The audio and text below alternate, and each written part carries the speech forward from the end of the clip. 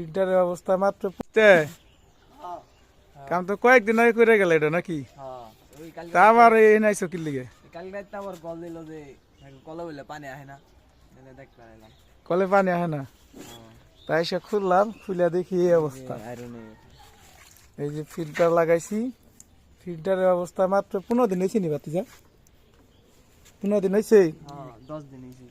তো আমরা কি করছি, এই টাঙ্কির থেকে একটু দূরের থেকে দেখাই, সরাসরি এই পানিটা টাঙ্কির থেকে পানি আহে মোটর থেকে। তো এই টাঙ্কির থেকে আমরা এই যে 1.5 ইঞ্চি লাইন দিয়ে বল দিয়ে তারপর 4টা ফিল্টার দিয়ে আমরা পানি ফিল্টারিং করছিলাম এই টাঙ্কিতে। তো কালকে রাত্রে